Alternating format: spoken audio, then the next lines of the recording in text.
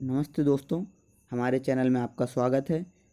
और जो मैंने आपको जीव विज्ञान पढ़ाया है उसके चारों पार्ट फर्स्ट, सेकंड, थर्ड और फोर्थ में जो भी मैंने आपको सेल जीव विज्ञान के बारे में पढ़ाया है, कोशिका के अंग पढ़ाए हैं, उससे रिलेटेड मैं आपके लिए टॉप 25 क्वेश्चन लेके आया हूँ। और मैं पहले क्वेश्चन पढ़ूँगा, उसके बाद मैं आपको 1 सेकंड का समय दूँगा। उस 1 सेकंड में आप अपना क्वेश्चन सोच लीजिएगा या कागज़ रख लीजिए पास में तो लिख लीजिएगा और मेरे आंसर से मैच कीजिएगा और फिर बताइए कमेंट करके कि आपके कितने क्वेश्चन सही हुए। तो चलिए दोस्तों, आज की वीडियो शुरू करते हैं। पहला क्वेश्चन है, सेल नाम किस जीव वैज्ञानिक ने सर्वप्रथम दिया? तो यह दिया रॉबर्ट हुक साहब ने। किसने दिया दोस्तों? रॉबर्ट हुक साहब ने। अब नेक्स्ट क्वेश्चन आता है, कौन सी रचना जंतु कोशिका को वनस्पति कोशिका से विभेदित करती है? तो इसका आंसर है दोस्तों सेंट्रीओल। क्या है दोस्तों? सेंट्रीओल। अब हम आते हैं नेक्स्ट क्वेश्चन पे।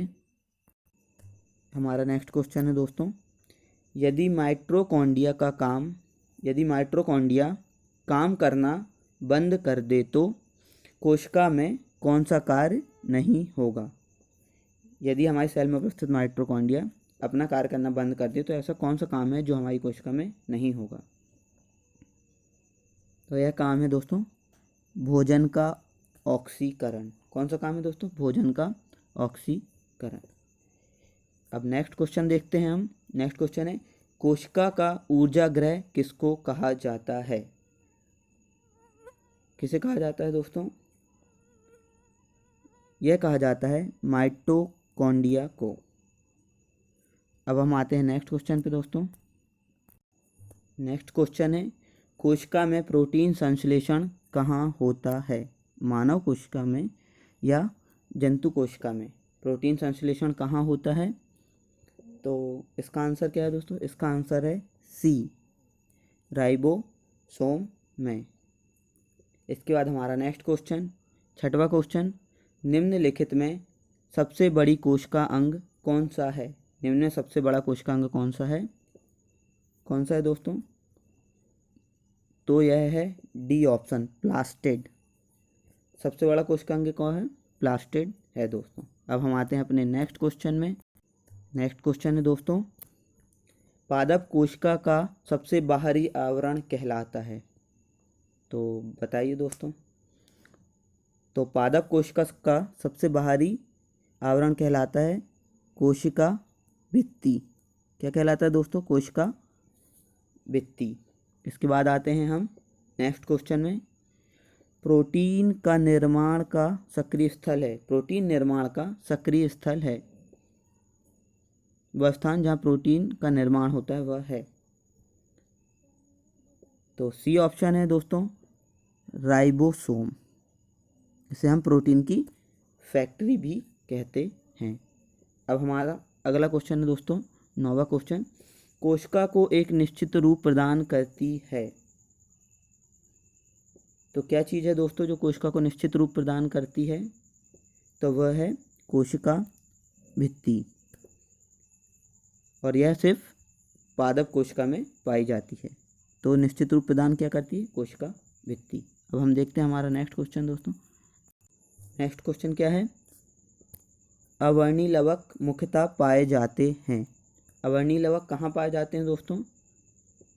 तो यह पाए जाते हैं जड़ों में। कहाँ पाए जाते हैं? जड़ों में। अब हमारा नेक्स्ट क्वेश्चन है 11वां क्वेश्चन, कोशिका की आत्महत्या की थैली कहलाता है? कौन सा कोशिका अंग है जिसे हम कोशिका की आत्महत्या की थैली कहते हैं? तो यह है लाइसोसोम।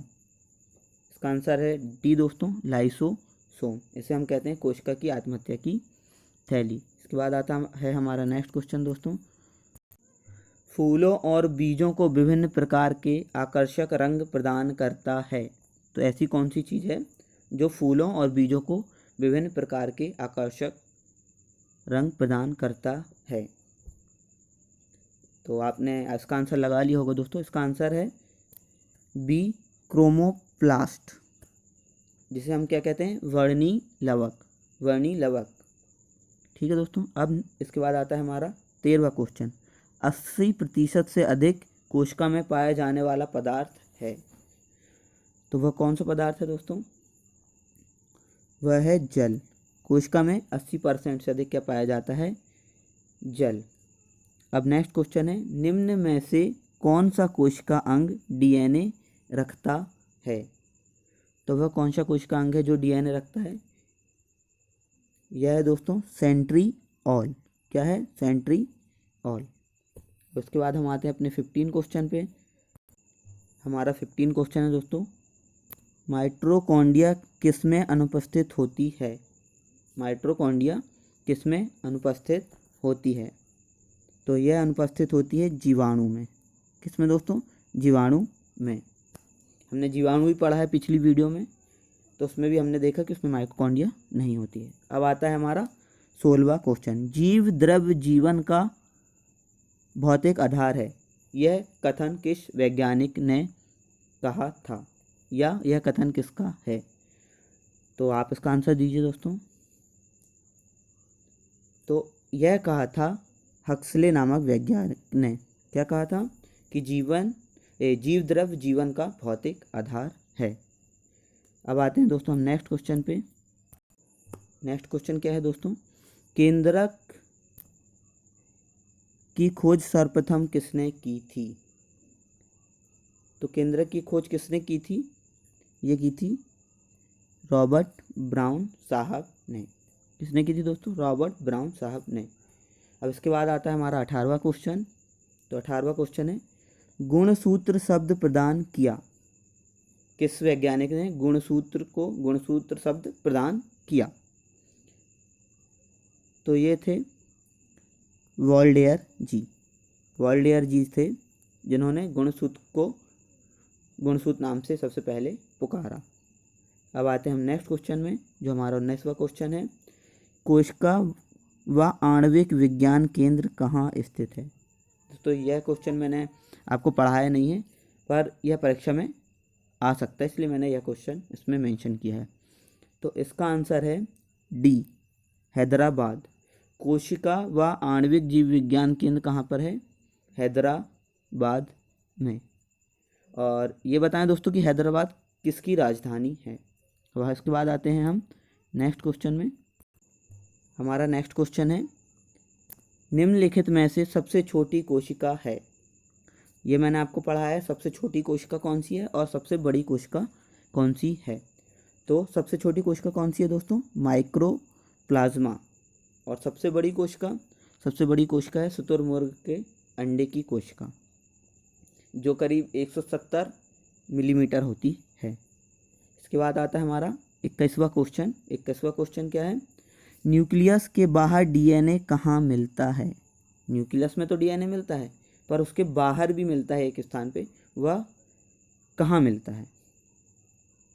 तो वह मिलता है माइटोकॉन्ड्रिया में। अब इसके बाद आते हैं हम नेक्स्ट क्वेश्चन पे दोस्तों। हमारा नेक्स्ट क्वेश्चन है, पत्तियों को हरा रंग प्रदान करता है। तो कौन है दोस्तों इनमें से जो पत्तियों को हरा रंग प्रदान करता है? अभी हमने पीछे पढ़ चुके हैं कि कौन है जो कि फूल और पुष्पों को कलर प्रदान करता है। अब यह आया कि पत्तियों को हरा रंग कौन प्रदान करता है? तो कौन प्रदान करता है दोस्तों? क्लोरोप्लास्ट। क्लोरोप्लास्ट है जिसके कारण पत्तियां हमें हरी दिखाई देती हैं। अब नेक्स्ट क्वेश्चन है, यदि माइटोकॉन्ड्रिया काम करना बंद कर दे तो कोशिका में कौन सा कार्य नहीं होगा? सेम ऐसे ही क्वेश्चन हमने पहले भी इसी में आगे पढ़ चुके हैं, तो मैं सोच रहा हूँ कि आपको इसका आंसर ज़रूर पता होगा। तो इसका आंसर है बी। क्या है दोस्तों? बी, भोजन का ऑक्सीकरण नहीं होगा। यदि माइटोकॉन्ड्रिया काम नहीं करेगी तो भोजन का ऑक्सीकरण नहीं होगा। इसके बाद आते हैं हम 24 क्वेश्चन पे दोस्तों। तो हमारा 24वां क्वेश्चन क्या है, जीवों का कोश का सिद्धांत किसने दिया? तो जीवों का कोश का सिद्धांत किसने दिया? मैंने आपको पढ़ाया, दो लोगों ने दिया है कोश का सिद्धांत, एक जीवों का, एक पादपों का।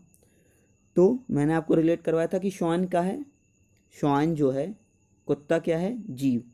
तो जीव कोश का सिद्धांत किसने दिया, श्वान ने। और पादप सिद्धांत किसने दिया, सर स्लाइडर ने। किसने दिया, सर स्लाइडर ने। अब हमारी वीडियो का आज का लास्ट क्वेश्चन, यूरेसिल कहाँ पाया जाता है, यूरेसिल कहाँ पाया जाता है। तो यह पाया जाता है दोस्तों आरएनए में। मैं आशा करता हूँ दोस्तों कि आपने सभी क्वेश्चन के आंसर बिल्कुल सही सही दिए होंगे। और यदि आपने मेरी पिछली पूरी वीडियो देखी है तो सभी क्वेश्चन आपसे बन गए होंगे। तो यदि आपको वीडियो अच्छी लगी हो तो लाइक करें दोस्तों, और यदि हमारे चैनल पर नए हैं तो हमारे चैनल को सब्सक्राइब करें। नमस्ते दोस्तों।